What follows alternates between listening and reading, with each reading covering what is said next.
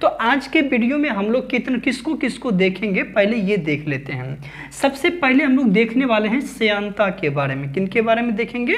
श्यानता क्या है। दूसरा हम लोग देखेंगे केशिकत्व के बारे में। तीसरा हम लोग देखेंगे बर्नौली का प्रमेय क्या है। चौथा हम लोग देखेंगे वेंचुरी मीटर क्या होता है। पांचवा देखेंगे स्टोक्स का नियम क्या है। छठा देखेंगे वायुमंडलीय दाब। इन सबों को हम लोग पूरा विस्तार से पढ़ेंगे, ठीक है। अगला देखेंगे सरल आवर्त गति, फिर देखेंगे सरल लोलक, और फिर हम लोग देखेंगे किसको? साउंड चैप्टर को। यदि आप सबसे पहले आप ये देख लीजिए, जिसमें जितने भी चैप्टर दिए गए हैं आप प्रीवियस ईयर क्वेश्चन उठाइए और उसमें ये देखिए, इससे क्वेश्चंस जरूर पूछे गए हैं, ठीक है। यहाँ से क्वेश्चन जरूर पूछे जाते हैं। तो चलिए हम लोग एक एक करके हम लोग सारे को देखते हैं, ठीक है। पूरा देख रहे हैं। चलिए हम लोग पहले देखेंगे केशिकत्व क्रिया, ठीक है। सॉरी, हम लोग सबसे पहला किसको देख लेते हैं? केशिकत्व के बारे में। किनके बारे में देखते हैं? केशिकत्व के बारे में।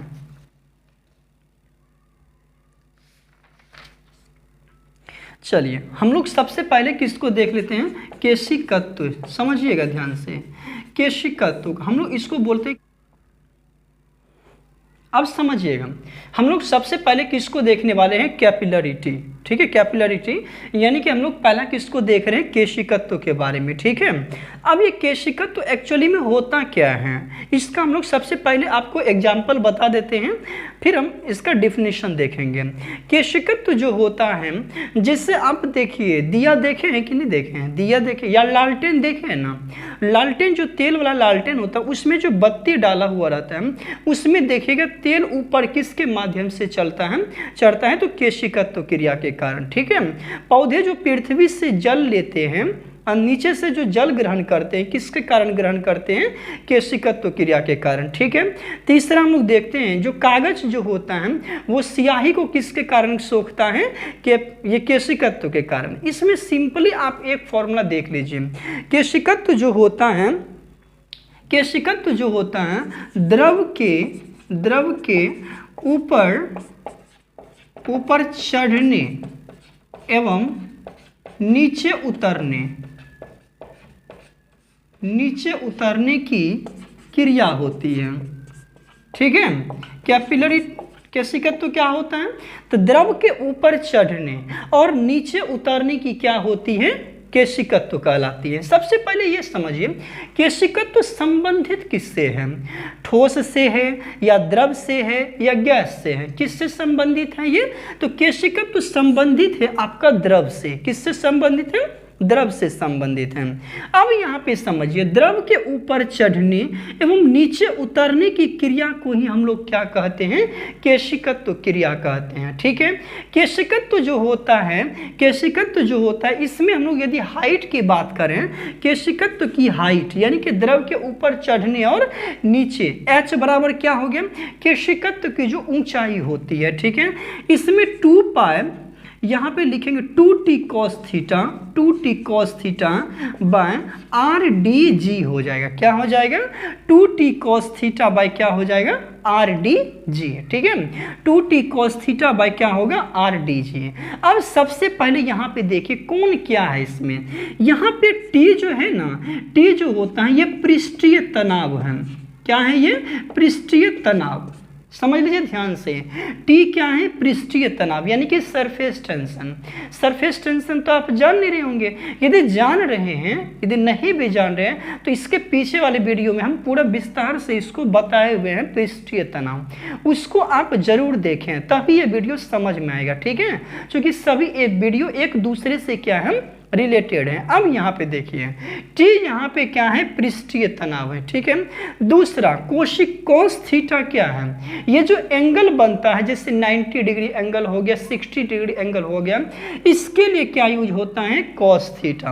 अब यहाँ पे R क्या होता है? R जो होगा इसमें केशिकत्व की त्रिज्या होता है। किसकी त्रिज्या? केशिकत्व की त्रिज्या, ठीक है। D क्या हो जाता है? द्रव का घनत्व हो गया। क्या हो गया? द्रव का घनत्व।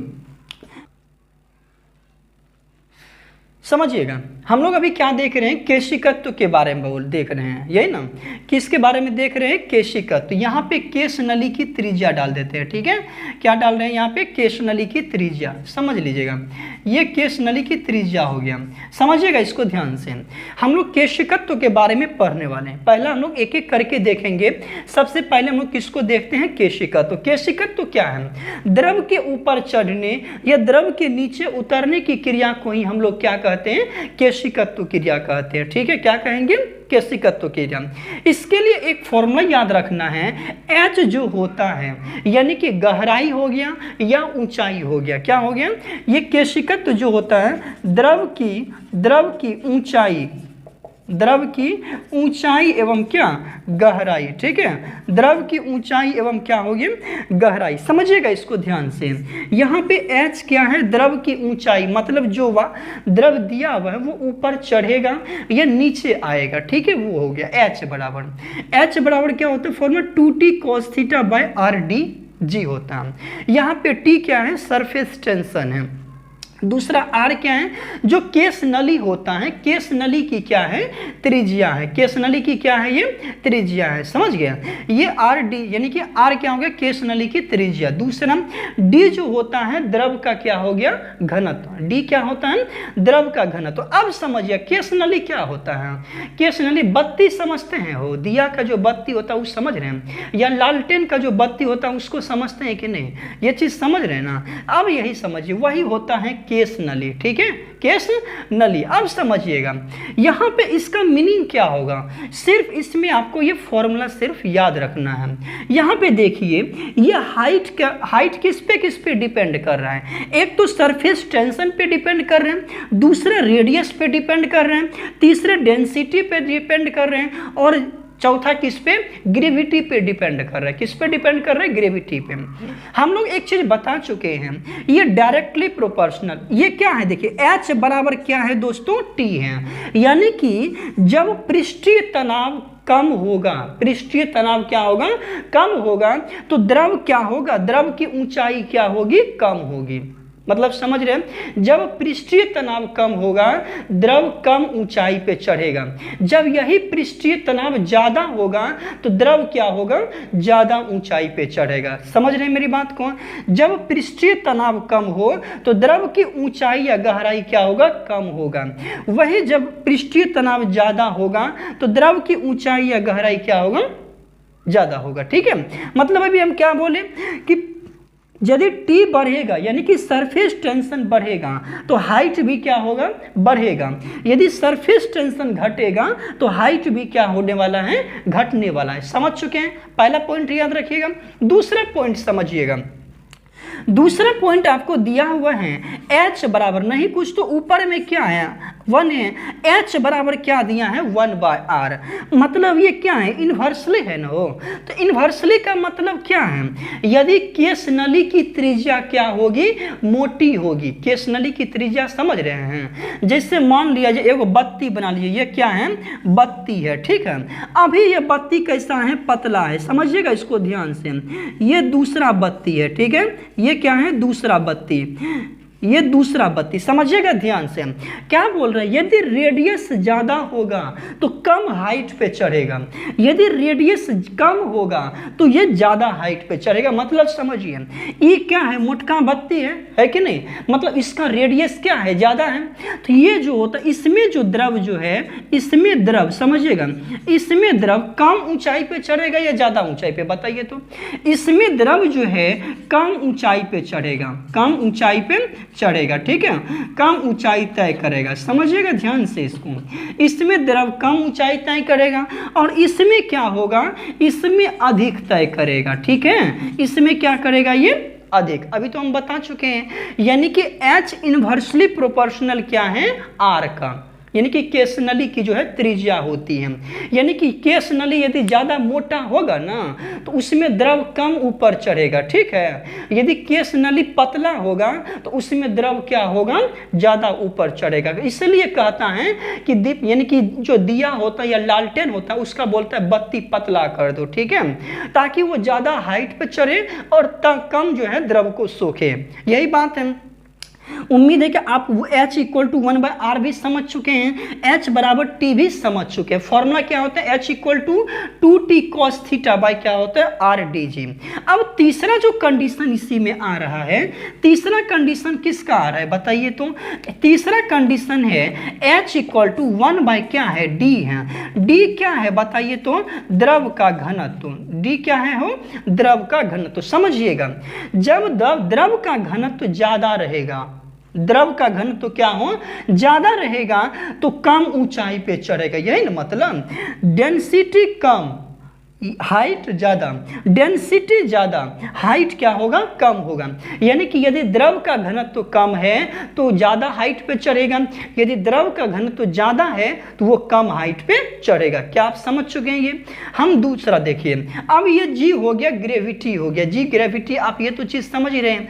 पहले एक बार फिर से देख लीजिए, हम अभी क्या बताए हैं, H इक्वल टू जो होते हैं, H बराबर दिया है, पहला T दिया है, दूसरा H बराबर दिया है 1/r, तीसरा H बराबर क्या दिया है, 1/d, ये दिया है। यहाँ पे T4 होता है सरफेस टेंशन। सरफेस टेंशन का मतलब है किसी द्रव को, जब हम लोग द्रव को ऊपर से गिराते हैं, उसके कम से कम क्षेत्रफल प्राप्त करने की एक क्या होती है, प्रवृत्ति होती है, ठीक है। तो यानी कि H बराबर T, पृष्ठीय तनाव बढ़ाने पर ऊंचाई भी क्या होगा, बढ़ेगा। समझ चुके हैं, पृष्ठीय तनाव बढ़ाने पर ऊंचाई भी क्या होगा, बढ़ेगा। पृष्ठीय तनाव घटाने पर ऊंचाई भी क्या होगा, घटेगा। समझ चुके हैं।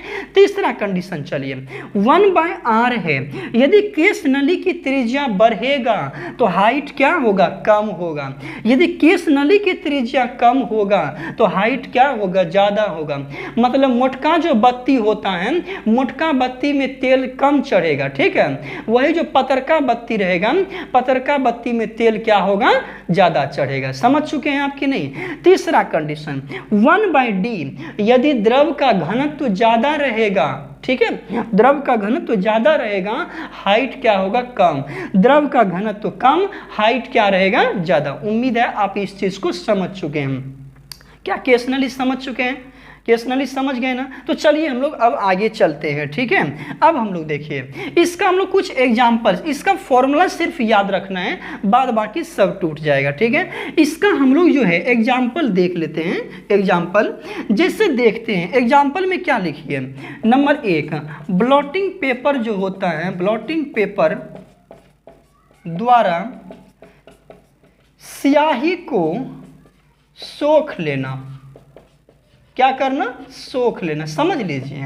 अब मान लिया जाए, जैसे कोई हम लोग पेपर को लिखते हैं तो वो क्या करते हैं, स्याही को क्या करता है, वो सोख लेता है। समझ गए। दूसरा देखिए, दूसरा इसमें कंडीशन जो लिखना है, लालटेन या लैंप जो होता है, लालटेन या लैंप में तेल का ऊपर चढ़ना, तेल का ऊपर चढ़ना, ये समझ रहे हैं जी, ऊपर चढ़ना। समझ गए, ऊपर चढ़ना। यानी कि पहला क्या लिखे, ब्लॉटिंग पेपर द्वारा स्याही का सोख लेना। दूसरा, लालटेन या लैंप में तेल का क्या होना, ऊपर चढ़ना। तीसरा लिखिए, पेड़ पौधे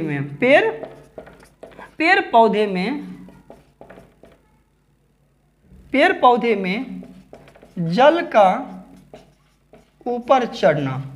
ऊपर चढ़ना या नीचे उतरना। समझ चुके हैं। चौथा कंडीशन जो आप लिखिएगा, वर्षा के बाद, देखिए हम लोग कितना देखे अभी, पहला ब्लॉटिंग पेपर द्वारा स्याही को क्या कर लिया जाना, सोख लिया जाना। दूसरा देखिए, लालटेन या लैंप में तेल का क्या चढ़ना, ऊपर चढ़ना। तीसरा देखिए, पेड़ पौधे में जल का या तो नीचे उतरना या तो जल का क्या होना, ऊपर चढ़ना। समझ चुके हैं ये। तीसरा हम चौथा क्या देखते हैं, जब वर्षा होता है ना, वर्षा होता है, आप देखिएगा वर्षा होने के बाद, या सिंपली सा वर्षा छोड़िए, यह मिट्टी जो होता है, मिट्टी में जब आप पानी को डालिएगा ना, तो मिट्टी क्या हो जाता है, हो फूल जाता है। मिट्टी क्या होता है, फूल जाता है, ठीक है ना। मिट्टी क्या होता है, फूल जाता है। तो किसके कारण होता है, ये सब के सब केशिकत्व के कारण। उम्मीद है आप इस चीज को समझ चुके हैं, समझ गए ना। तो चलिए अब हम लोग दूसरा देखते हैं। केशिकत्व समझ चुके हैं, चलिए दूसरा हम लोग देखते हैं, समझिएगा ध्यान से। दूसरा हम लोग देखते हैं श्यानता के बारे में देखते हैं। किसके बारे में देखेंगे? श्यानता। श्यानता को बोलते हैं विस्कोसिटी बोलते हैं। क्या बोलते हैं इसको? विस्कोसिटी बोलते हैं। ठीक है, क्या बोलते हैं इसको? विस्कोसिटी। श्यानता को हम लोग क्या बोलते हैं?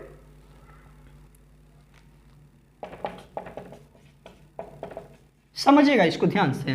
श्यानता एक्चुअली में होता क्या है? ठीक है, श्यानता जो होता है, ये सबसे पहली बात हम लोग जानते हैं कि पदार्थ 3 प्रकार के होते हैं। एक द्रव होता है, एक ठोस होता है, एक क्या होता है? गैस होता है। समझ लीजिए पहले ध्यान से।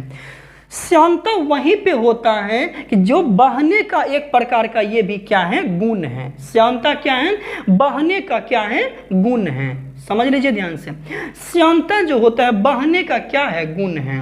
यानी कि देख लीजिए, श्यानता जो है यह बहने का बहाव, ठीक है, बहाव का एक क्या है? गुण है। बहाव समझ रहे हैं ना? हो गुण है। अब समझिए, अब ध्यान से देखिएगा। आप वाटर को देखेंगे, वाटर तो देखें, वाटर को जब आप फर्श पे गिराइएगा वो तेजी से क्या होता है? फैलता है। फैलता है ना? हो जब पानी को किसी फर्श पे गिराते हैं वे तेजी से क्या होते हैं? फैल जाते हैं। लेकिन वही बात यदि आप किसको, जो मौत हो, शहद होता है, शहद को आप गिराइएगा तो वो क्या होता है? धीरे धीरे फैलता है। समझ चुके हैं? वो क्या होता है? धीरे धीरे फैलता है। अब यहाँ पे देखिए, श्यानता जो होता है ना, द्रव के प्रवाह का जो प्रवाह होता है उसके गुण का विरोध करता है। श्यानता क्या करता है? द्रव में जो प्रवाह प्रवाह का गुण होता है उसका ये क्या करता है? विरोध करता है। समझ रहे हैं कि नहीं? यदि द्रव बहना चाहेगा ना, उसको वो क्या करेगा? घर्षण के कारण वो रोकना चाहेगा। घर्षण समझ रहे ना? हो 2 परतों के बीच विरोध करना ही क्या होता है? घर्षण होता है।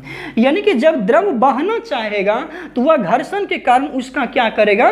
विरोध करेगा, यानी कि उसको रोकने की चेष्टा करेगा।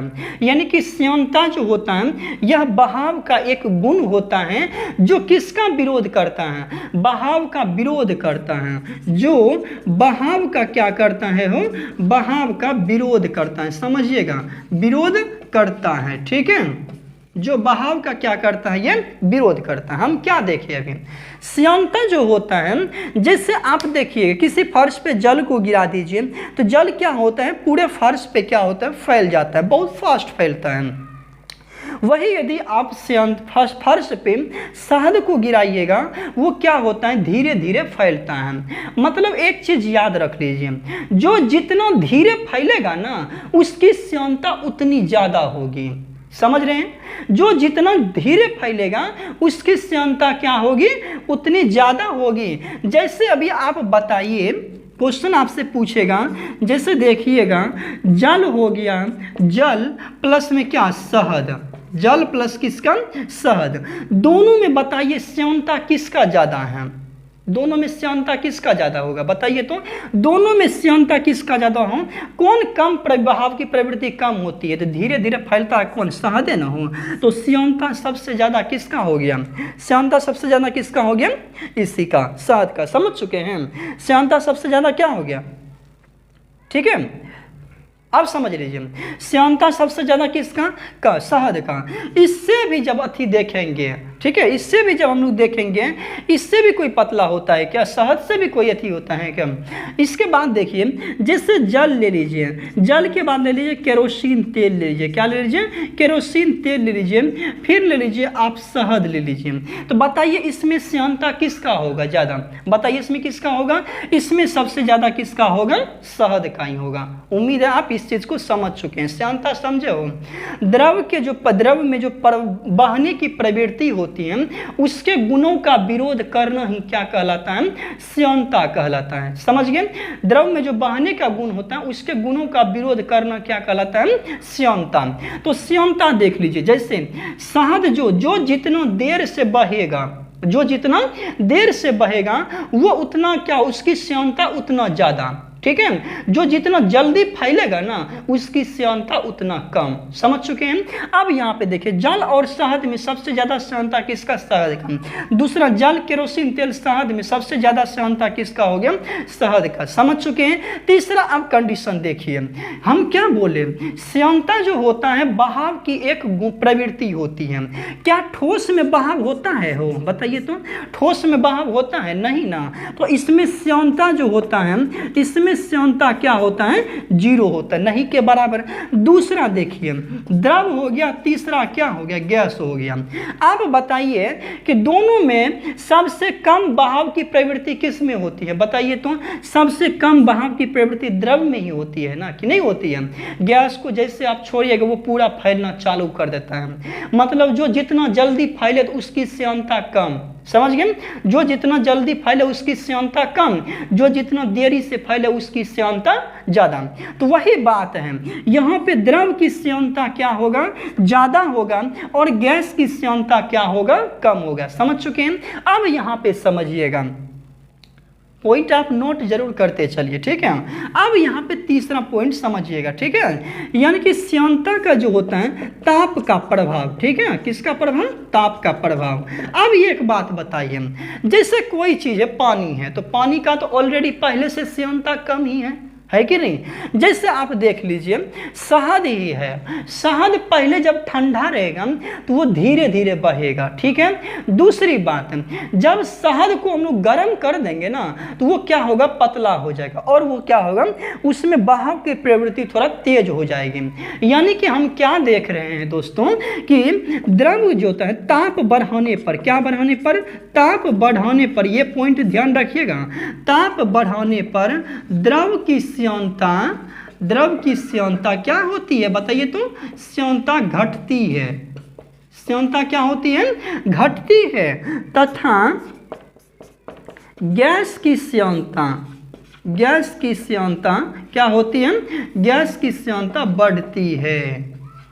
गैस की श्यानता क्या होती है? बढ़ती। ये पॉइंट जरूर याद रखिए। अब देखिए इसका मतलब क्या है, जब हम लोग द्रव को गर्म करेंगे तो द्रव पतला होगा, जब पतला होगा तो वो जल्दी जल्दी बहेगा, तो मतलब श्यानता क्या होगा? कम होगा। दूसरा बात देखिए, जैसे अभी गैस एक थी में बंद है, ठीक है। गैस क्या है? किसी भी मतलब गोलाकार बर्तन ले लीजिए, उसमें बंद है, ठीक है, बंद है। जब वो बंद रहेगा तो उसके कण क्या रहेंगे? स्थिर अवस्था में रहते। जैसे उसको गर्म करेंगे वो पूरा गति करने लगता है और एक दूसरे से टकरा करके एक दूसरे की गति का वो क्या करते हैं? विरोध करते हैं। मतलब वो धीरे धीरे प्रवाहित होते हैं। इसलिए बोलता है कि ताप बढ़ाने पर द्रव की श्यानता घटती है और गैस की श्यानता क्या हो जाती है? बढ़ जाती है। समझ चुके हैं आप। अब तीसरा हम लोग देखते हैं, क्या आप श्यानता समझे? श्यानता समझ गए। अब यहाँ पे देखिए, हम लोग जो देखते हैं श्यानता जो होता है इससे रिलेटेड एक नियम आया था जिनका नाम है स्टोक्स का नियम। किनका नियम है? स्टोक्स का नियम। समझ लीजिए ध्यान से, स्टोक्स का नियम। सिंपली सा ये याद रखना है, स्टोक्स का नियम किससे संबंधित है? यह जो होता है श्यानता से संबंधित है। किससे संबंधित है? श्यानता से संबंधित है। अब श्यानता क्या होता है? ये तो भली भांति आप समझ रहे हैं, श्यानता से क्या है? संबंधित है, ठीक है। यह श्यानता से क्या है? संबंधित है। अब आप भली भांति समझ रहे हैं कि श्यानता क्या होता है। समझ चुके हैं कि नहीं? यानी कि आप देखिए स्टोक्स का नियम देख लिए ना हो। स्टोक्स का नियम क्या होता है? ये नियम जो होता है श्यानता से संबंधित होता है। अब यहाँ पे देखिए, द्रव की श्यानता मापने के लिए किसका प्रयोग किया जाता है? स्टोक्स के नियम का, ठीक है। यानी कि इसको ऐसे भी लिखिए, द्रव की श्यानता मापने में इसका प्रयोग होता है। इसका प्रयोग होता है, यही ना हो?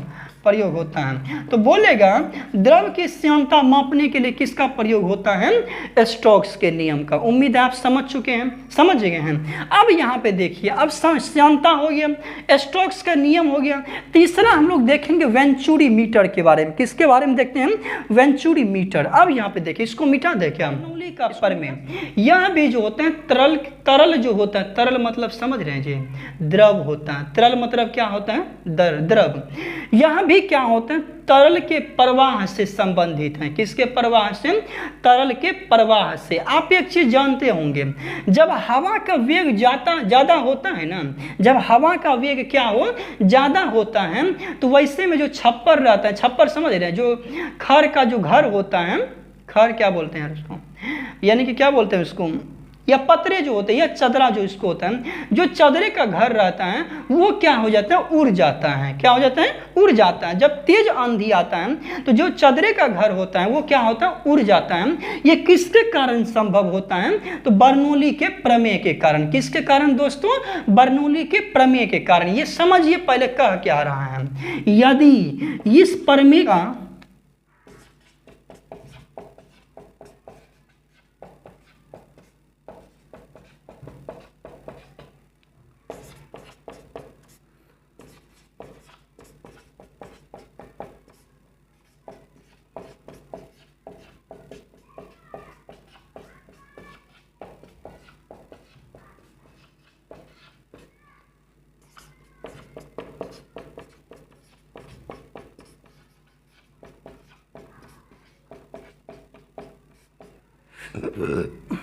अब समझिएगा ध्यान से, हम क्या बोले, यदि तरल का दाब ज्यादा होगा, तरल मतलब समझ रहे हैं, द्रव होता है, तरल का दाब ज्यादा होगा, दाब मतलब क्या है? वो ज्यादा प्रेशर होता है। क्या है? ज्यादा प्रेशर है, तो उसका वेग क्या होगा? कम होगा। उसका वेग क्या होगा? कम होगा। दूसरी बात, यदि तरल का दाब कम है, तरल का दाब कम, एक प्रकार से दाब समझ लीजिए ना, यदि बल कम लग रहा है, बल कम लग रहा है, तो उसका वेग क्या होगा? ज्यादा होगा। बल कम लगेगा तो वेग भी क्या होगा? ज्यादा रहेगा। इसमें वही बोले, यदि तरल का दाब ज्यादा हो तो वेग क्या होगा? कम होगा। और यदि तरल का दाब कम हो तो उसका वेग क्या होगा? ज्यादा होगा। ठीक है। अब यहाँ पे देखिए इसका मतलब क्या होता है।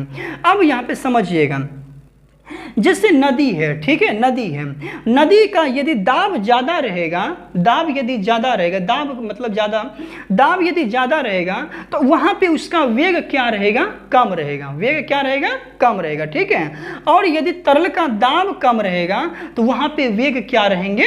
ज्यादा रहेंगे। ठीक है। वेग क्या रहेंगे? वहां पे ज्यादा रहेंगे। अब यहाँ पे समझिएगा, इसके नियम का प्रयोग हम लोग कहाँ करते हैं? सबसे पहले वेंचुरी मीटर में। किस में करते हैं? Venturi meter. वेंचुरी मीटर में, यानी कि इसके नियम का प्रयोग कहाँ करते हैं? जैसे घर का देख लिए, छप्पर देख लिए, या चदरे का बना हुआ घर, तेज आंधी चलने पर वो क्या हो जाता है? उड़ जाता है। चूंकि चदरा जो होता है ना, उसका दाब क्या है? कम है। जब दाब कम रहेगा तो वेग क्या रहेगा? ज्यादा रहेगा। यह तो समझ गए। वही देखिए, पक्के का घर उड़ता है क्या? नहीं उड़ता है। क्यों नहीं उड़ता है? क्योंकि उसका दाब ज्यादा है, जिसके चलते उसका वेग क्या है? कम है। ये चीज समझ चुके हैं आप। अब यहाँ पे देखिएगा, बर्नौली के प्रमेय का उपयोग कहाँ होता है? दूसरा होता है वेंचुरी मीटर। क्या होता है? Venturi meter. वेंचुरी मीटर का प्रयोग कहाँ होता है? ठीक है, वेंचुरी मीटर यह जो होता है, अब यहाँ पे वेंचुरी मीटर जो होता है, यह बर्नौली के प्रमेय पर आधारित होता है। इसकी सहायता से किसी द्रव के प्रवाह की दर मापी जाती है। क्या करते हैं दोस्तों? हम क्या देखें? अभी बर्नौली प्रमेय देख रहे हैं। ये कहता है कि दाब कम, वेग ज्यादा, वेग कम, वेग कम दाब ज़्यादा, समझ चुके अभी कैसे होगा।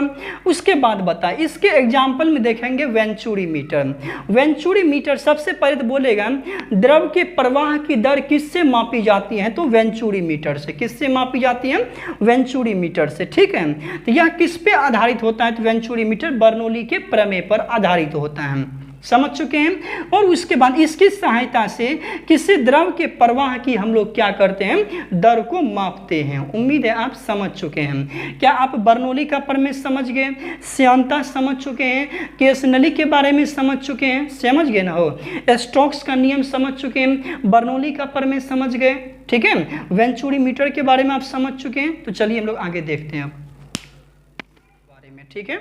वायुमंडलीय दाब क्या होता है, वायुमंडलीय दाब हम लोग जान रहे हैं कि जैसे पृथ्वी है, ठीक है, जैसे पृथ्वी की सबसे पहली परत है, ये क्या है, पहली परत है, ठीक है, ये पृथ्वी की पहली परत है। इसमें बहुत सारे लेयर होते हैं, ठीक है, इसमें बहुत सारे क्या हैं, लेयर है, ठीक है, बहुत सारे ऐसे ऐसे लेयर बने हैं। यानी कि सबसे जो पहला परत जिस पे हम लोग रहते हैं उसको हम लोग स्थल मंडल कहते हैं। क्या कहते हैं, स्थल मंडल कहते हैं। जिस पे हम लोग रहते हैं उसको क्या कहते हैं, स्थल मंडल। स्थल मंडल के जो चारों ओर आवरण होता है ना उसको हम लोग क्या कहते हैं, क्षोभ मंडल कहते हैं। क्या कहेंगे उसको, क्षोभ मंडल। क्षोभ मंडल के ऊपर होता है दोस्तों समताप मंडल। क्या होता है, समताप मंडल। समताप के ऊपर होता है मध्य मंडल, मध्य के ऊपर होता है आयन, आयन के बाहर क्या होता है, बाह्य मंडल। अब समझ लीजिए, इसको हम लोग पूरा डिटेल से बताएंगे, फिलहाल देखिए। यानी कि हम लोग क्या देख रहे हैं कि पृथ्वी में जो वायुमंडलीय आवरण होता है, पृथ्वी में जो वायुमंडलीय आवरण होता है उसके द्वारा पृथ्वी में जो है, पृथ्वी पर उपस्थित वायुमंडलीय गैस हो गया या हवा हो गया, उनके द्वारा जो पृथ्वी पर उपस्थित वस्तु है या जैसे मनुष्य है उन पे जो दबाव डाला जाता है ना उसी को हम लोग क्या कहते हैं, वायुमंडलीय दाब कहते हैं। क्या कहते हैं इसको, वायुमंडलीय दाब। समझ गए, पृथ्वी पर उपस्थित गैसों के द्वारा मनुष्य पे जो दबाव डाला जाता है उसी को हम लोग क्या कहेंगे, वायुमंडलीय दाब।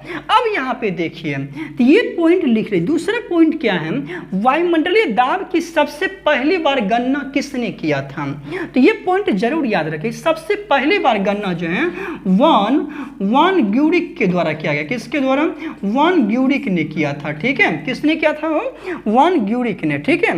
यानी कि वान ग्यूरिक के द्वारा वायुमंडलीय दाब की सबसे पहली बार गणना जो है किसके द्वारा किया गया था, तो वान ग्यूरिक के द्वारा। किनके द्वारा, वान ग्यूरिक के द्वारा। अब समझ लीजिए वायुमंडलीय दाब बराबर, इसको पहले मिटा सकते हैं क्या, मिटा दे इसमें, चलिए इसको थोड़ा मिटा देते हैं, अब फिर हम समझाते हैं। ये वायुमंडलीय दाब है।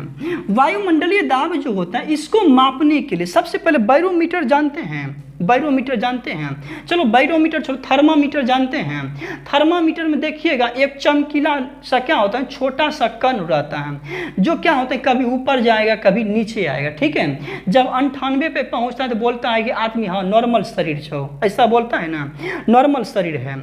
उसके बाद जैसे 100 पार करेगा 102 पहुंचेगा बोलेगा इसको तो भीषण बुखार है, ऐसा बोलता है। यानी कि वो क्या होता है, जो चमकीला परत होता है ना वही क्या होता है, पारा होता है। क्या है वो, पारा है, ठीक है, वो क्या है, पारा है। और पारा जो होते हैं समझिएगा, पारा उष्मा के क्या होते हैं, सुचालक होते हैं, ठीक है।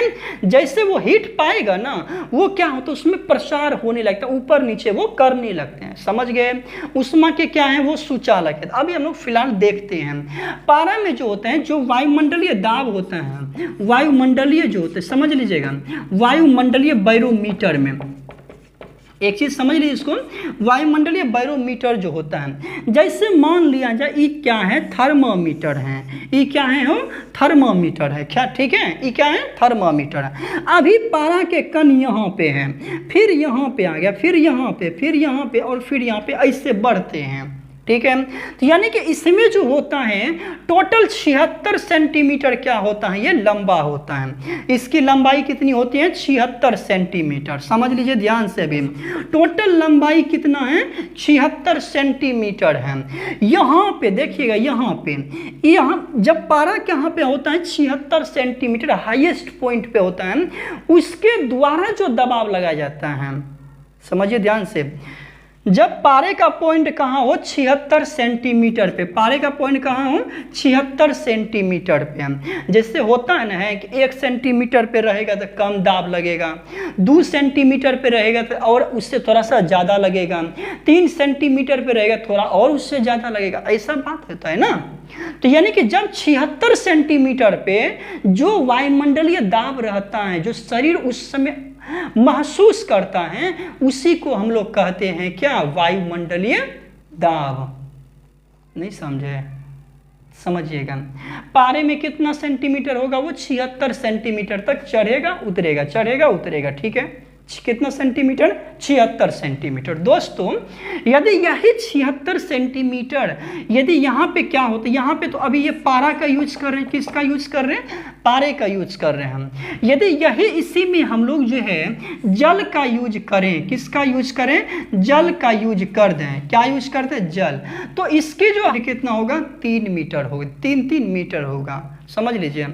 अब यहाँ पे देखिए, ये जो वायुमंडलीय दाब है, वायुमंडलीय दाब की माप सबसे पहले किससे करते हैं, बैरोमीटर से करते हैं। किससे मापते हैं, माप करते हैं किससे, हम लोग बैरोमीटर से।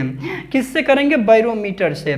बैरोमीटर में यूज किसका होता है, पारा का होता है। पारा कितना सेंटीमीटर का होगा, 76 सेंटीमीटर। कितना सेंटीमीटर का, 76 सेंटीमीटर का, ठीक है। 76 सेंटीमीटर जो हाईएस्ट मैक्सिमम होता है, उस टाइम जो प्रेशर का अनुभव होगा उसी को हम लोग क्या कहते हैं, वायुमंडलीय दाब। तो इसीलिए कभी कभी बोलता है जो पारे के 76 सेंटीमीटर 0 से 45 डिग्री अक्षांश के बीच जो अनुभव किया जाता है उसी को वायुमंडलीय दाब कहते हैं। उसका मतलब यही होता है। और ये होगा अनुभव कितना कितना पे होगा, ये अनुभव कितना कितना पे होगा बताइए तो, समझिएगा। जैसे ये पृथ्वी का क्या है, लेयर है, ये पृथ्वी का क्या है, लेयर है, समझिएगा इसको। ये पृथ्वी का क्या है, लेयर है, ठीक है, ये पृथ्वी का लेयर है। ये जैसे क्या होता है, ये 0 डिग्री अक्षांश होते हैं, इसको बनाते हैं, देखिएगा। ये 0 डिग्री, ये 5, ये 5 है। फिर यहाँ पे आइए, ये हो गया कितना, 30 हो गया, ये 35 हो गया। यहाँ पे आइए आप, ये हो गया आपका 60, ये कितना हो गया, 65 हो गया। ये आपका 90 हो गया, ठीक है। इसी प्रकार नीचे भी होगा, यहाँ पे 90 होगा, यहाँ पे 60, 65, यहाँ पे क्या हो गया, 30, 35। इतना चीज समझ रहे हैं। कुल कितनी पेटियां होती है, 7 पेटी जोड़ लीजिए, 1 2 3 4 5 6, क्या हो गया, 7 पेटी होते हैं। कितनी पेटी, 7 पेटी। थोड़ा हम लोग ज्योग्राफी में घुस जाते हैं। इसमें कुल कितनी पेटियां होती हैं, 7 पेटियां होती हैं। 7 पेटी जो होती है, यहाँ जो ये पेटी जो देख रहे हैं इसको हम लोग बोलते हैं डोलड्रम पेटी बोलते हैं। क्या बोलते हैं, डोलड्रम पेटी बोलते हैं, ठीक है। यहाँ पे जो दाब होता है, दाब सबसे कम रहेगा। दाब क्या रहेगा, यहाँ पे सबसे कम, ठीक है, दाब सबसे कम। उसके बाद इसमें जैसे एंट्री लेंगे, यहाँ पे दाब क्या रहेगा, ज्यादा रहेगा। फिर यहाँ पे दाब क्या रहेगा, कम रहेगा। यहाँ पे दाब क्या रहेगा, ज्यादा रहेगा। एक में दाब कम, एक में ज्यादा, एक में कम, एक में ज्यादा, समझ चुके हैं। इसमें दाब कम, इसमें ज्यादा। तो वही बोलता है कि पारे का यहाँ से ये 0 डिग्री हो गया, यहाँ पे मान लिया जब 45 है, ठीक है। यहाँ पे ले जा करके इतना के बीच में हम लोग एगो बैरोमीटर रख देते हैं। क्या रख देते हैं, बैरोमीटर। इसके बीच में जो प्रेशर का अनुभव होगा उसी को हम लोग कहते हैं वायुमंडलीय दाब। अब चीज समझ गए ना जी। अब हम लोग थोड़ा सा देखते हैं, इसको मिटा देते हैं। तो अब हम लोग देखिएगा, जैसे अभी हम लोग क्या बोल रहे थे, पारा का 76 सेंटीमीटर, समझिएगा। ये हो गया पारा, इसमें कितना, यहाँ पे मान लिया जाए ये 76 सेंटीमीटर है, ये कितना है 75 सेंटीमीटर है, ये कितना है 74 सेंटीमीटर है, ये कितना है 73 सेंटीमीटर, ठीक है। और ये है क्या बताइए तो, पारा है। ये क्या है, पारा, समझ लीजिए ध्यान से भी। ये जैसे पारा है। अभी देखिएगा, जब हम लोग 110 मीटर ऊपर जाते हैं, कितना मीटर जाएंगे, 110 मीटर जो होता है, हम लोग जब ऊपर जाएंगे, कितना मीटर ऊपर, 110 मीटर, तो बैरोमीटर का जो पाठ्यांक है, बैरोमीटर जो होता है, बैरोमीटर यानी कि सॉरी इसको बोलिए वायुमंडलीय दाब, वायुमंडलीय दाब, ठीक है। कितना कम होगा हो, 1 सेंटीमीटर कम होगा।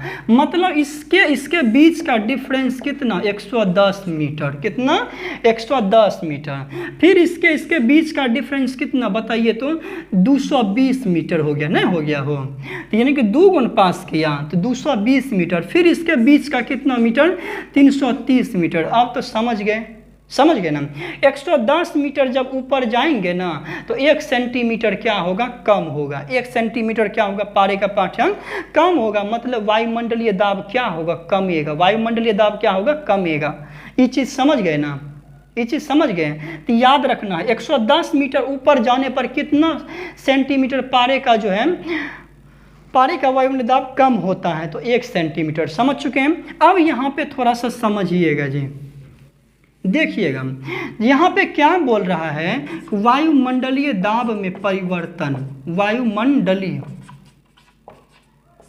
दाब में परिवर्तन, देखिएगा ध्यान से, ठीक है।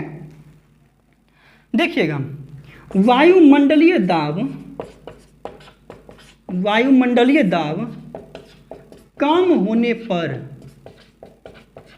होने पर क्वथनांक घटता है। क्वथनांक समझते हैं जी, ये क्वथनांक समझते हैं क्या है, कुकर देखे हैं, हाँ? कुकर का जब क्वथनांक कम रहेगा ना तो खाना देर से पकेगा। वही जब क्वथनांक मतलब होता है उबलन बिंदु, क्या होता है, जल कितना पे उबलता है, ठीक है। यानी कि जल का उबलना ही क्वथनांक कहलाता है। क्वथनांक ज़्यादा ना तो जल और तेजी से उबलेगा, ठीक है। मतलब जल का वाष्प में कन्वर्ट होना ही क्या कहलाता है, क्वथनांक कहलाता है। जल का किसमें, जल का बर्फ में कन्वर्ट होना ही क्या कहलाता है, हिमांक कहलाता है। यानी कि गलनांक, हिमांक कहलाता है। समझ चुके हैं, समझे कि नहीं। बर्फ का गलना ही क्या कहलाता है, गलनांक। जल का वाष्प में कन्वर्ट होना क्या कहलाता है, क्वथनांक। समझ गए क्वथनांक। तो हम क्या बोले, क्वथनांक कम होगा तो भोजन कम पकेगा, देर से पकेगा, यही ना। तो क्वथनांक क्या होता है, घटता है, जिससे गुप्त उष्मा कम हो जाती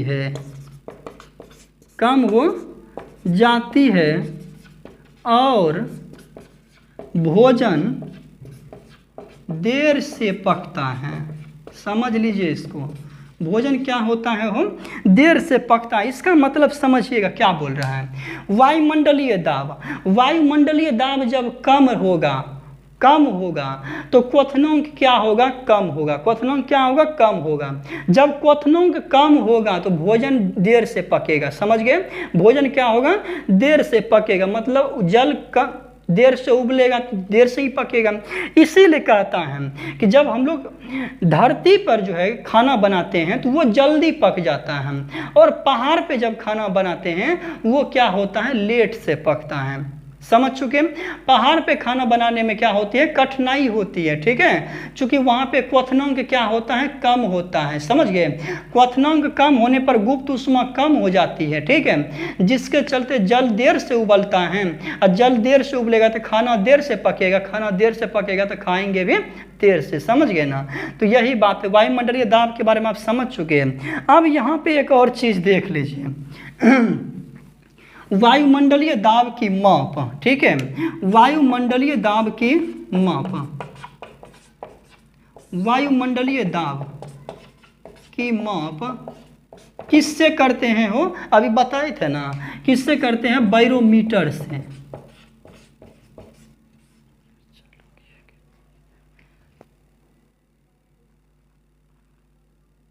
चलिए, वायुमंडलीय दाब की माप किससे करते हैं हम लोग, बैरोमीटर से। अब देखिए बैरोमीटर में परिवर्तन कैसे होता है। तो जब देखिएगा बैरोमीटर का पाठ्यांक समझते हैं। पाठ्यांक मतलब जो पढ़ते हैं, ठीक है। जैसे बैरोमीटर का भी बता रहे 76 सेंटीमीटर, कभी 75 सेंटीमीटर, कभी डायरेक्ट बताएगा 74 सेंटीमीटर। समझिएगा, बैरोमीटर का पाठ्यांक जब अचानक से नीचे आ जाए तो क्या आएगा? तो दूसरा, जब धीरे धीरे नीचे आए तो बताइए क्या होगा? तो जब धीरे धीरे ऊपर चढ़े तो, समझ लीजिए ध्यान से, बैरोमीटर का पाठ्यांक जब अचानक से क्या आ जाए? नीचे आ जाए तो क्या आएगा? आंधी या तूफान आएगा। क्या आएगा? हो आंधी या तूफान। ठीक है, आंधी या क्या आएगा? तूफान। दूसरा, जब धीरे धीरे नीचे आता है तो कहता है कि बरसात होने वाली है। वर्षा क्या होता है? यहाँ पे वर्षा होता है। ठीक है, उसके बाद जब धीरे धीरे ऊपर चढ़ेगा तो क्या बोलेगा? दिन साफ होगा। क्या होगा? दिन साफ होगा। दिन साफ मतलब क्या होगा? दिन या रातों साफ हो सकता है ना हो, मतलब बादल क्या होगा? नहीं लगेगा। इसका मतलब समझे कि नहीं? समझ गए ना? इसको लिख लीजिए। अब यहाँ पे हम लोग थोड़ा सा समझ लेते हैं मैप के थ्रू। ठीक है, जैसे देखिएगा ये क्या है? अभी 76 सेंटीमीटर तक इसको बनाते हैं। ये बारीक क्या है? 76 सेंटीमीटर तक इसको बना दिया। ठीक है, ये अभी मान लिया जाए यहाँ पे पाठ्यांक है, यहाँ पे क्या है? बैरोमीटर का अथी बता रहे हैं। ठीक है, यहाँ पे है। जब ये डायरेक्ट यहाँ से गिर करके यहाँ पे आ जाएगा तो क्या आएगा? बताइए तो आंधी या क्या आने वाला है? तूफान आएगा। आंधी या क्या आएगा? तूफान।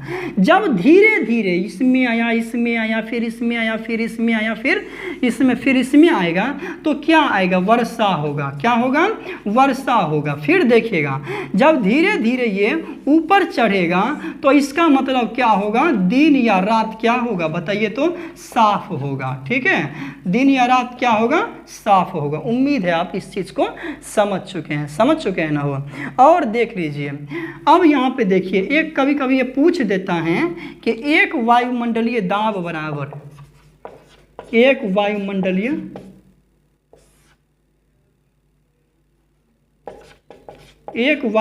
दाब बराबर 10⁵ न्यूटन पर क्या होता है? मीटर स्क्वायर होता है। ठीक है, एक वायुमंडलीय दाब बराबर क्या होता है? 10⁵ न्यूटन पर मीटर स्क्वायर। ठीक है, वायुमंडलीय दाब की माप किससे करते हैं? बैरोमीटर से। इसका वायुमंडलीय दाब का मात्रक क्या होता है? बार होता है। ठीक है, मात्रक क्या होता है? बार। ठीक है, ये चीज याद रखिएगा।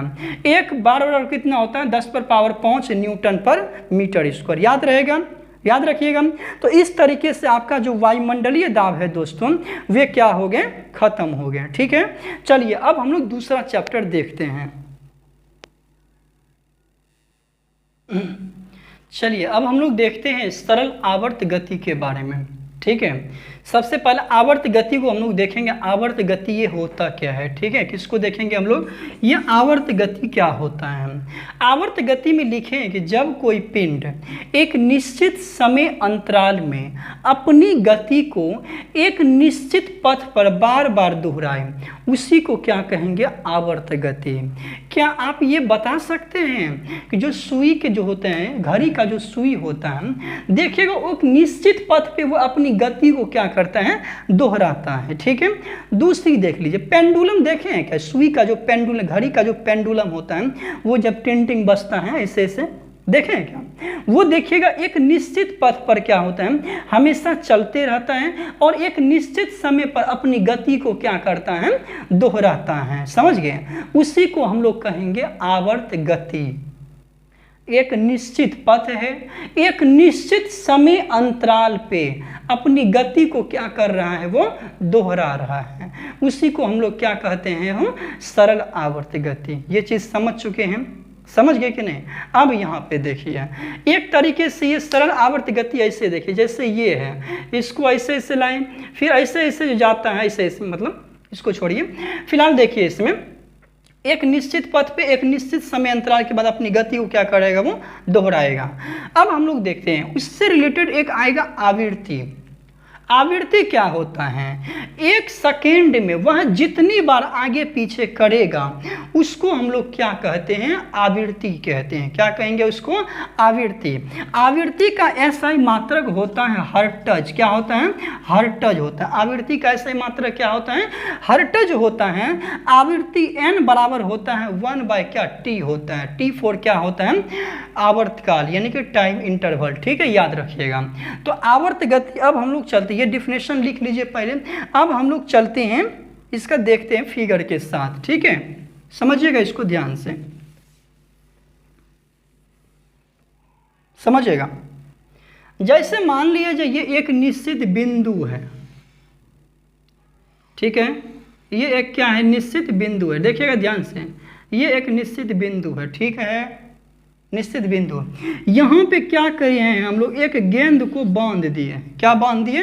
एक गेंद को बांध दिए। ये गेंद देखिएगा, ये गेंद जब ऐसे यहाँ से हम लोग इसको लेके आए, इसको लेके आए हम। ठीक है, फिर यहाँ से हम लोग इसको लेके आए, समझिएगा। ये यहाँ से यहाँ आया और फिर यहाँ से यहाँ गया। इसको यहाँ पे गेंद पहुँच गया अभी, समझिएगा। हो यहाँ से इसको छोड़े तो फिर यहाँ पे आया, फिर यहाँ से यहाँ। ऐसे गति को ये क्या कर रहा है? अपनी गति को दोहरा रहा है, समझिएगा। ये अपनी गति को एक निश्चित पथ पे क्या कर रहे हैं? ऐसे ऐसे अपनी गति को क्या कर रहे हैं? दोहरा रहा है। इसको बोलते पेंडुलम भी बोल सकते हैं आप, समझ गए।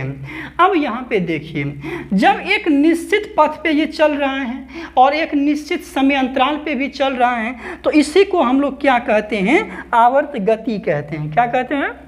आवर्त गति, समझिएगा इसको। इसी को हम लोग कहते हैं आवर्त गति। अब यहाँ पे देखिए, आवृत्ति क्या होता है? इसको यहाँ से लेके यहाँ तक पहुँचने में, यहाँ से लेके यहाँ तक पहुँचने में, यानी कि और फिर वापस यहाँ तक आने में, एक सेकेंड में जितनी बार ये प्रोसेस होगा उसको हम लोग कहते हैं आवृत्ति। यदि 2 बार ऐसे ऐसे करेगा तो आवृत्ति कितना? 2, एक सेकेंड में। यदि एक सेकेंड में 5 बार करेगा तो आवृत्ति कितना? 5। समझ चुके हैं आप, उम्मीद है। अब यहाँ पे देखिए, जब यहाँ से कोई चीज़ गिराया जाएगा, यहाँ से हम किसी चीज़ को गिराते हैं, कल्पना कीजिएगा, यहाँ से हम उस चीज़ को गिराते हैं, तो सबसे ज़्यादा गति कहाँ होगा? बताइएगा। तो यहाँ होगा या यहाँ होगा? यहाँ होगा या यहाँ होगा? तो मध्य बिंदु पर होगा या अंतिम बिंदु पर? समझिए, इसको बोलते हैं मध्य बिंदु। इसको क्या बोलते हैं? मध्य बिंदु। जब ये यहाँ से यहाँ पर आएगा तो समझिएगा, यहाँ पे कोई बल लगेगा? नहीं लगेगा। बल क्या होगा? बल नहीं लगेगा, समझ लीजिएगा इसको, बल नहीं लगेगा, नंबर 1। दूसरा, वेग क्या होगा? सबसे ज़्यादा रहेगा। वेग क्या रहेगा? वेग सबसे अधिक। वेग सबसे क्या है?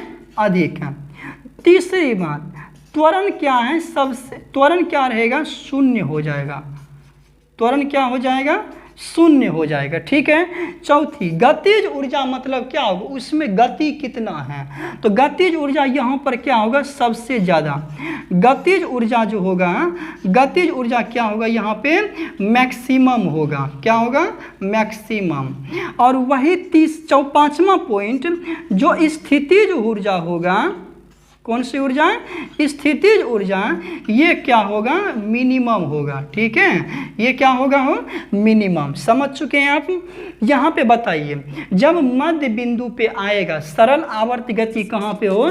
सरल आवर्त गति, समझिएगा, सरल आवर्त गति जब कहाँ पे रहेगा? मध्य बिंदु पे, तो उस पर कोई बल नहीं लगेगा। नहीं लगेगा ना, हो वो अपने से ना आ रहा है ऊपर से, ढलान पर से कोई गेंद को गिरा दीजिए, उसमें बल लगता है क्या? नहीं ना, तो अपने से ना वो सरकता है। तो वही बात यहाँ पे, बल नहीं लगेगा। वहाँ पे वेग नीचे जाएगा तो सबसे ज़्यादा रहेगा। दूसरा, वहाँ पे एक्सेलरेशन जो है वो क्या हो जाएगा? शून्य हो जाएगा। तीसरा, गतिज ऊर्जा मतलब उसकी गति कितनी स्पीड है, गति के कारण जो एनर्जी पैदा होता है, तो यानी कि गतिज ऊर्जा सबसे ज़्यादा होगा। स्थितिज ऊर्जा मतलब इसकी स्थिर अवस्था में जो एनर्जी होता है, स्थिर रहता है वहाँ पे, नहीं ना, स्थितिज ऊर्जा सबसे कम। इसका जस्ट सा अपोजिट ले लीजिए, जब यही यहाँ पे उठ के चलेगा, इधर चलेगा, तो वहाँ पे बल लगेगा। नंबर 1, बल क्या होगा? बल लगेगा। इसको क्या बोलते हैं? अंतिम बिंदु। इसको क्या बोलते हैं? अंतिम बिंदु। अंतिम बिंदु पे क्या होगा? हो बल लगेगा। दूसरा, वेग सबसे कम। वेग सबसे कम, वेग क्या होगा यहाँ पे? इसका सबसे कम रहेगा। वेग क्या हो जाएगा? सबसे कम। ठीक है, इसका वेग क्या हो जाएगा?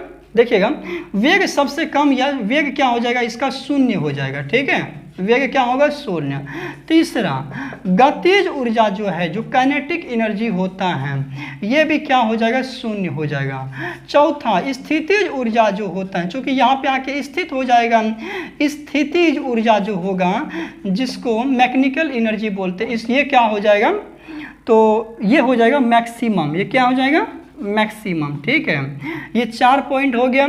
और त्वरण क्या हो जाएगा? हो त्वरण जो होता है सबसे अधिक होगा। त्वरण क्या होगा? सबसे अधिक। समझ गए? त्वरण यहाँ पे क्या होगा? सबसे अधिक हो जाएगा। समझ चुके, उम्मीद है समझ गए होंगे। आवर्त गति समझ चुके हैं। तो आवर्त गति क्या होता है? आवर्त गति होता है कि जब एक निश्चित बिंदु के चारों ओर, एक निश्चित पथ पर, एक निश्चित समय अंतराल के बाद जब वह अपनी गति को दोहराए, तो उसी को कहते हैं आवर्त गति। ठीक है, आवर्त गति।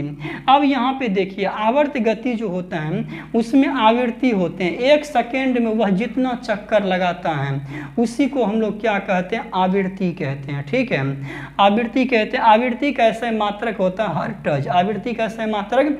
हर्ट्ज होता है। उसके बाद देख लीजिए सरल आवर्त गति। हम इस चीज़ को समझा चुके हैं अभी। जब मध्य बिंदु पर रहेगा तो बल नहीं लगेगा, त्वरण का मान क्या होगा? शून्य होगा, वेग सबसे अधिक होगा, गतिज ऊर्जा मैक्सिमम होगा, स्थितिज ऊर्जा मिनिमम। जब अंतिम बिंदु पर रहेगा तो बल लगेगा, वेग क्या होगा? शून्य होगा, गतिज ऊर्जा भी शून्य रहेगा, स्थितिज ऊर्जा सबसे ज़्यादा, त्वरण का मान भी क्या रहेगा? सबसे अधिक रहेगा। समझ चुके हैं आप? समझ चुके हैं इतना? अब हम लोग थोड़ा सा देख लेते हैं आगे। चलिए हम लोग अब देखते हैं सरल लोलक के बारे में। इस कॉन्सेप्ट को आप बहुत अच्छे तरीके से समझिएगा जरूर। ठीक है, हम लोग किसको देखेंगे? सरल लोलक। ठीक है, सरल लोलक जो होता है इसमें एक आवर्तकाल यूज होगा। क्या होगा? आवर्तकाल। एक पहले इसका मतलब समझ लीजिए। आवर्तकाल कम होगा। आवर्तकाल जब कम होगा वो मतलब क्या है? जल्दी जल्दी घूमेगा। ठीक है, जब आवर्तकाल कम होगा तो मतलब इसका क्या होगा? जल्दी जल्दी सुई घूमेगा। जब आवर्तकाल अधिक होगा तो घड़ी क्या होगा? कम सुस्त हो जाएगा। क्या हो जाएगा? सुस्त होगा। मतलब क्या बोले? आवर्तकाल कम, घड़ी जल्दी जल्दी घूमेगा। आवर्तकाल अधिक, घड़ी क्या होगा? देर से घूमेगा। तो समझ लीजिए आवर्तकाल जो है दोस्तों 2π√100 क्या होता है? L/G। सबसे पहले ये आवर्तकाल जो होता है, सरल लोलक जो होता है, सरल लोलक जो होता है, सरल लोलक जो है क्या? सरल लोलक का आवर्तकाल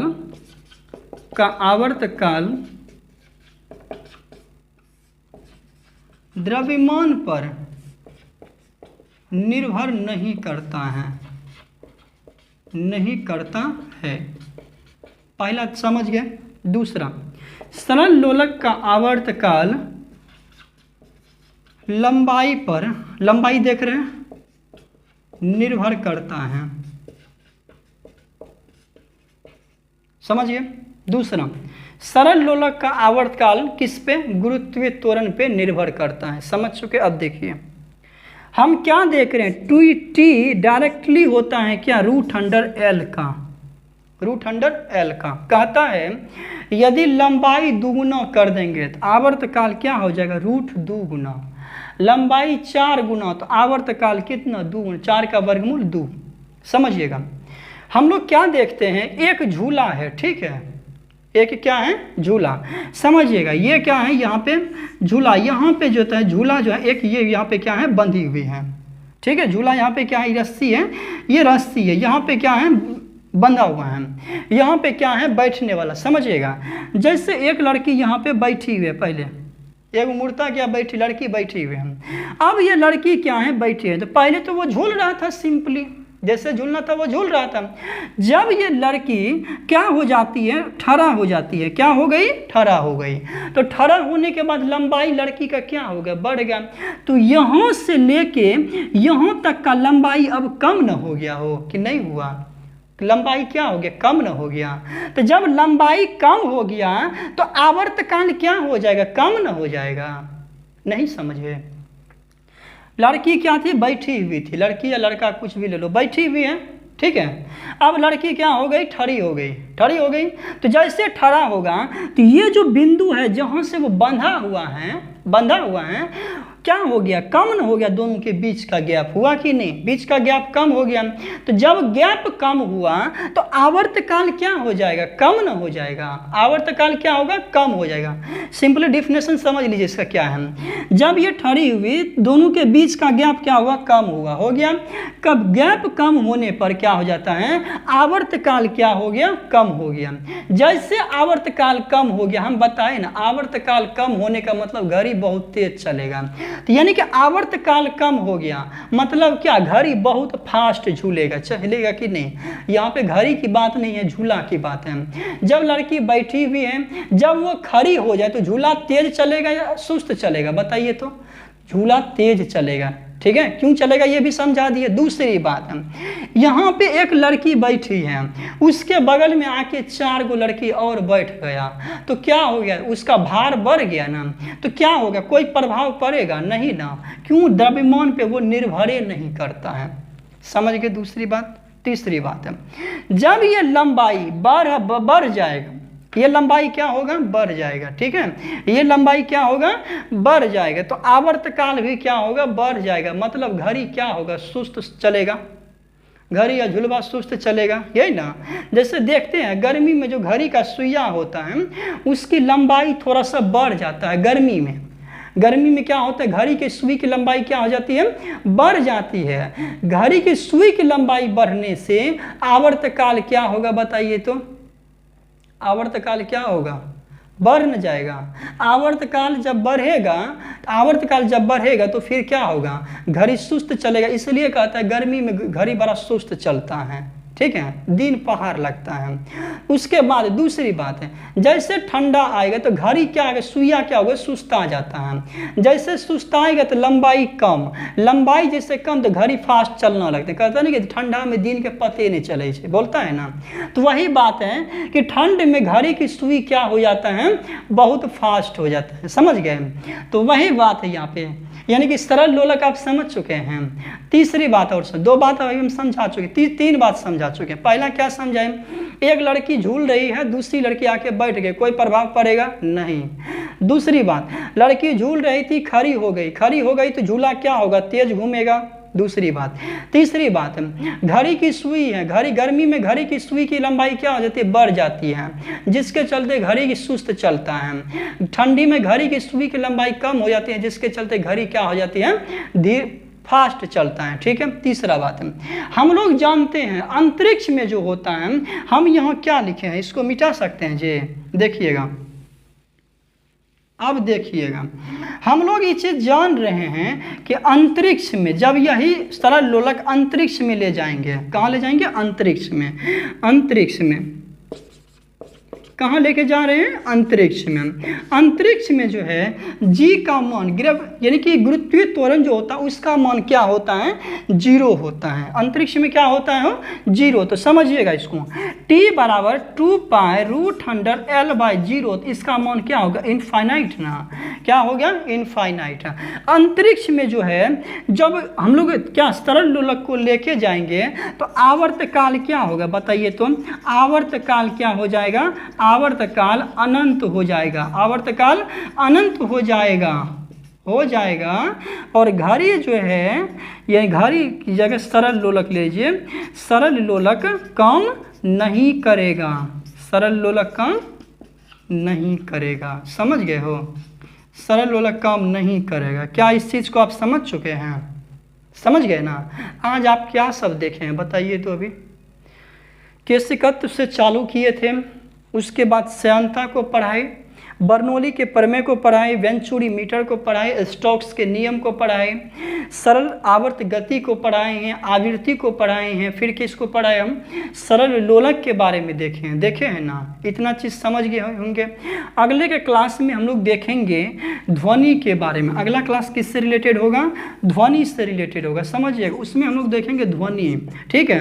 यहीं से दोस्तों क्वेश्चन पूछा भी जाता है। और ध्वनि से के बाद हम लोग देखेंगे उष्मा से रिलेटेड।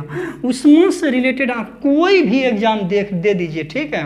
हर एक एग्जाम में जो है एक क्वेश्चन इस चैप्टर से रहता ही रहता है, समझ गए? इस चैप्टर से आप देख लीजिए उल्टा करके, इस चैप्टर से जरूर क्वेश्चन रहता है, ठीक है। तो आगे हम लोग किसको पढ़ने वाले हैं? उष्मा को। उष्मा में हम लोग देखेंगे, जैसे एसआई में पूछा गया था उष्मा गतिकी का शून्यमा नियम, ठीक है, किससे संबंधित है? उष्मा गतिकी का 3 गो नियम है, पहला है, दूसरा है, तीसरा है। इसको भी हम लोग देखेंगे, समझ गए? इसी प्रकार हम आगे देखेंगे। उसके बाद हम लोग ऑप्टिक्स के प्रकाश के बारे में पढ़ेंगे। फिर हम लोग देखेंगे ह्यूमन आई के बारे में देखेंगे, समझ गए? चलिए, यदि दोस्तों वीडियो अच्छा लगे हो तो कमेंट करें, लाइक करें, सब्सक्राइब करें। और सब्सक्राइब करने में दोस्तों पैसा नहीं लगता है, ठीक है। यदि सब्सक्राइब करते हैं तो थोड़ा मेरा चैनल ग्रो होगा, ठीक है। चलिए, जय हिंद।